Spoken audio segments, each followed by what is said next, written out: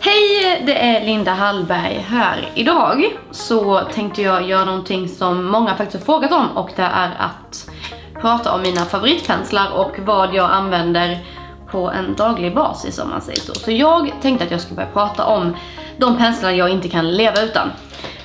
Förut så brukade jag faktiskt ta med mig alldeles för mycket penslar, men nu har jag redan gått ner till vad jag tycker är lite penslar, men de som man i alla fall måste ha varje dag är de jag tänker visa upp nu, eller i alla fall de som jag använder varje dag. Vi börjar med vad jag använder som foundationborste. Det är den här. Den kommer från EcoTools, och jag har tidigare använt platta foundationborstar, men tycker att en rund borste är mycket lättare att jobba in foundationen med, liksom för att få en fin yta. Jag tycker det blir mycket jämnare med den här, och den kan man köpa med något kit från EcoTools som finns. Och det är syntetråd till den. Sen så använder jag en rougeborste också från EcoTools. Också syntetråd till den.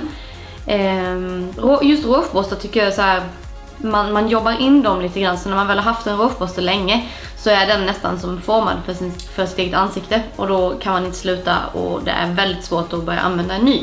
Så den här gillar jag jättemycket att använda till rouge. Puderborste har jag aldrig någon, jag äger typ ingen puderborste. Eller jag äger puderborste, men jag använder dem inte för jag tycker det är typ onödigt. Sen så har jag från Real Techniques den här. Den är ganska liten, och jag tycker den här är jättebra. Dels att highlighta med kindben, näsa, panna, haka, eller faktiskt att shada kindben med och så vidare. Jag tycker det här är, jag har till och med 2 stycken för att jag tycker den här är så sjukt bra. Sen så har vi från Real Techniques också den här som är lite större. Den här brukar jag använda när jag ska shada till exempel kindbenen med. För jag tycker den kan vara lite för stor för highlighting, eller det beror på vilken man använder den på.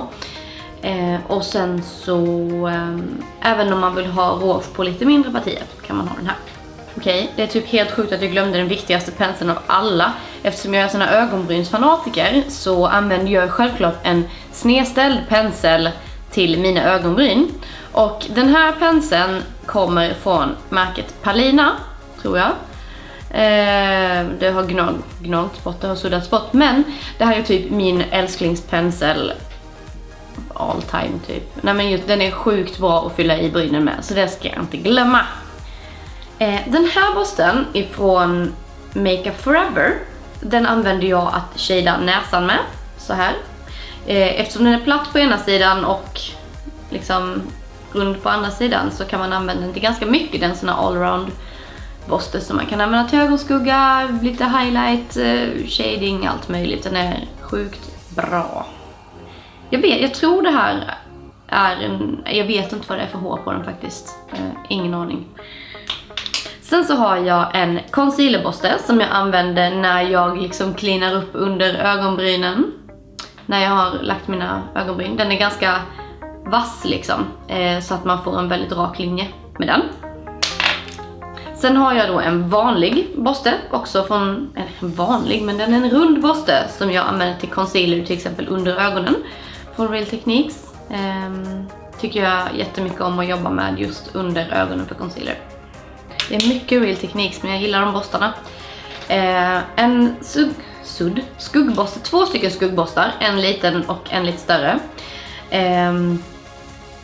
Ja, för att lägga ögonskuggor och sudda ögonskuggor så är de här kanon.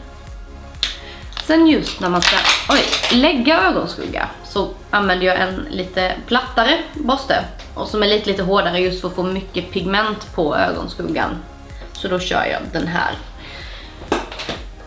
Så jag tappar en på golvet. Sen använder jag har alltid en lite mindre pensel, antingen som man kan använda som läpppensel, eller om man vill ha lite mindre partier till exempel under ögonen som man ska lägga glitter på eller så. Då har jag som en liten borste till det. Och sist och minst så har jag min eyelinerpensel. Den kommer från Makeup Store, och den är böjd så här just för att få en bra vinkel på eyelinern, och jag tycker den här, och den är också tunnare. Jag har den i rak också, när själva den här lilla grejen inte är böjd. Men jag tycker den är inte lika tunn som den här är. Så man får mycket finare linje med den här. Så den här nybörjarborsten är den absolut bästa tycker jag. Och sen då för att inte förglömma min kära puderpuff som jag inte kan leva utan. Så istället för puderborste så kör jag en puderpuff som jag tycker funkar sjukt bra.